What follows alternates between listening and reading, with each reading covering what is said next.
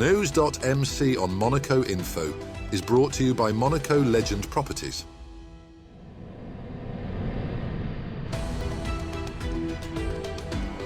Bringing you news on Monaco's economy, culture, sports and more. Welcome to NEWS.MC, your English rendezvous on Monaco Info. Coming up on NEWS.MC, discover past week's top stories and meet the people who make Monaco. Hello everyone, I'm Justin Hyman, Deputy CEO of the Monaco Economic Board on NEWS.MC on Monaco Info. What's been making headline in the past week?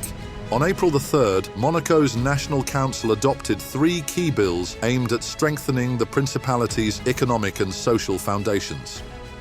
A major reform of company law introduces new business structures, including the single-member SARL and the Société Civile de Moyens, to encourage entrepreneurship and resource sharing. The legislation also modernizes administrative procedures, reduces permit processing times to 45 days, and permits video conferencing for company meetings, enhancing flexibility for Monaco-based enterprises. The 2 other bills focus on housing, reallocating public land to allow for new residential developments. Notably, between 76 and 90 apartments are planned in the Jardin Exotique area, marking a significant expansion beyond the National Housing Plan. Together, these measures reflect Monaco's commitment to balancing economic innovation with social priorities and underscore the close cooperation between the government and National Council in shaping the Principality's future. Flavio Briatore was named Monaco's Goodwill Ambassador 2025 during a gala at the Hôtel de Paris on April the 4th in the presence of His Serene Highness Prince Albert II. The title honors those who enhance Monaco's global reputation, and the evening celebrated Briatore's deep ties to the Principality. Recently appointed to lead the Alpine F1 team, Briatore thanked the sovereign and the Monaco Ambassador Club. The event also raised funds for Frankie's Children Foundation and introduced the Young Ambassador Club to inspire future civic leaders. Court No.2 at the Rolex Monte-Carlo Masters was officially renamed Court Elizabeth-Ann de Massy on the 5th of April, honoring the late Baroness's lifelong dedication to tennis in Monaco and beyond. The ceremony took place in the presence of His Serene Highness Prince Albert II and the Baroness's daughter, Mélanie Antoinette de Massy, president of the tournament. Now elevated as the 3rd main court, it will host 4 matches per day between April 5th and 10th. More than 30 top players, including Djokovic, Tsitsipas, Medvedev, and Monaco's own Valentin Vachereau, attended the tribute. Following the inauguration, Mélanie Antoinette unveiled a newly expanded players' village, including private areas and a new player path, further enhancing the tournament's prestige and player experience. April the 6th marked the 20th anniversary of the passing of Prince Rainier III, Monaco's beloved builder prince. Ruling from 1949 to 2005, Rainier transformed the Principality from a small, casino-dependent enclave into a thriving sovereign state. He married American actress Grace Kelly in 1956, a union that brought glamour and cultural revival. His reign was defined by bold infrastructure projects, economic diversification, and constitutional reform. A champion of the arts and environment, Rainier's legacy endures in Monaco's institutions, skyline, and values, and in the lasting vision he passed to His Serene Highness Prince Albert II. The Rolex Monte-Carlo Masters officially got underway on April 5th, following the traditional draw ceremony held the day prior at the Monte Carlo Bay Hotel. The event was attended by Ms. Mélanie Antoinette de Massy, president of the tournament, and 2-time champion Stefanos Tsitsipas. Renowned for its spectacular seaside setting and prestige, the tournament once again delivers a blend of world-class tennis, passionate crowds, and the inimitable atmosphere of the Principality. With top ATP players battling for the coveted clay court title, this edition promises thrilling matches and unforgettable moments. We will be spotlighting the tournament's key highlights and standout performances in our next edition. With just weeks to go before the Monaco Grand Prix, more than 650 volunteers, nicknamed the Orange Army, took part in a weekend training session to prepare for their roles as official race marshals. Organised by the Automobile Club de Monaco, the programme featured 10 tailored workshops covering flag signals, fire risks, accident response and safety protocols. This year's training included a major innovation, a specially modified AI-powered car developed in collaboration with students from the University of Nice. The vehicle simulates real-world emergencies and tracks marshals' reactions, offering personalised analysis. Each participant, newcomer or veteran, is evaluated based on individual and team performance, ensuring everyone is ready for race day. The session reinforces Monaco's commitment to race safety, supported by one of the most advanced training programs in the world. Monaco has unveiled its new Taxi Monaco app, launched on April the 8th, to transform how residents and visitors book rides across the Principality. Developed by a Monegasque company at Monaco Boost, the app streamlines taxi access with features like real-time tracking, secure payments, and driver communication. Part of the extended Monaco digital initiative, the app complements the newly launched taxiMonaco.mc website and rebranding of the official taxi network.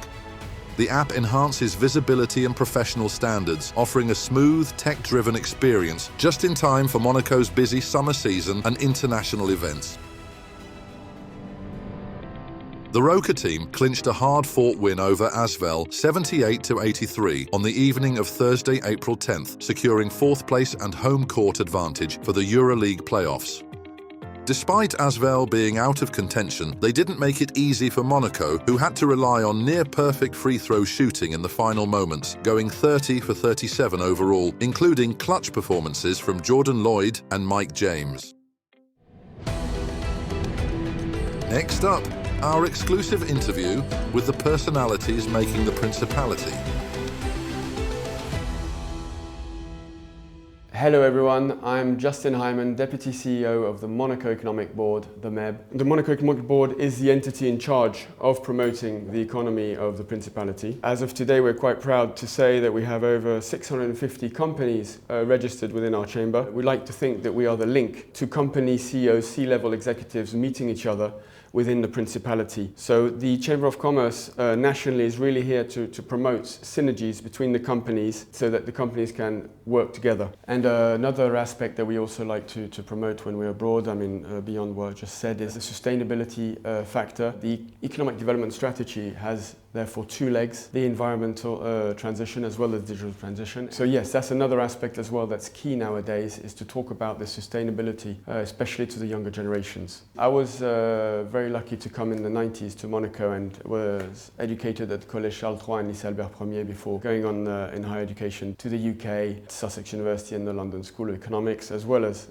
doing a year in Sciences Po Paris and joining therefore the Monaco Economic Board, first of all as Director of Monaco Invest in 2016. So we are in charge of coordinating all the different entities that promote these different spheres in order to be more comprehensive and thorough, traveling notably abroad and promoting the Principality. We're also members for now over 2 decades of the ICC, the International Chamber of Commerce, based in Paris. Through that network, we also get to meet a lot of different chambers. That's how we get to meet other chambers and their heads, their chief executives. So that's how we aim to find out where we go. We can also every year go with a club called the CEMA, le Club des Entreprises Monégasques en Afrique, which is a small association but very dynamic one of companies dealing with Francophone but also some Anglophone countries within Africa and doing a lot of business there, so we try to accompany with them on certain trips. We focus on the fundamentals of the Principality and obviously the economic side of things, but what we like to say to potential investors, entrepreneurs, we tell them that this is a thriving business platform, very small but very agile, extremely stable,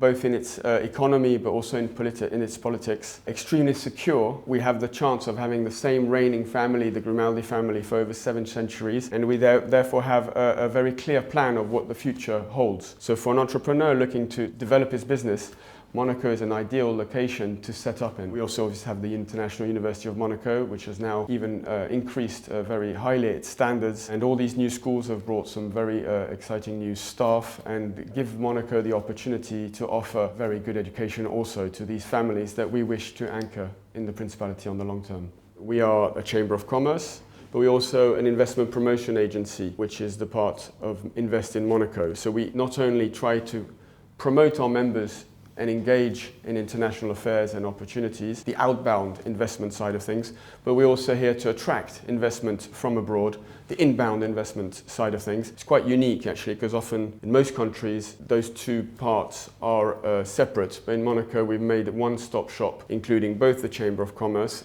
and the investment promotion agency in Monaco, in order to increase fluidity. Our goal is always to look after, obviously, our members that are growing. I mean, as I mentioned, we're now 650 members strong. So our aim on the Chamber of Commerce side is obviously to develop even more synergies with our members and between the members, potentially increase slowly but surely, but most importantly, satisfy their needs. On the challenges front, I guess, yes, I mean, you always have to face challenges. So we wish to make sure that we give our best, and most importantly, as I mentioned earlier on, the services are as excellent as they've always been. The number of members are growing every year, so it is a challenge to keep that going, as well as costs, because all these events, all these trade missions, all these services do have a cost, and as you all know, inflation has hit everyone, so it's a challenge also to stay in the clear financially.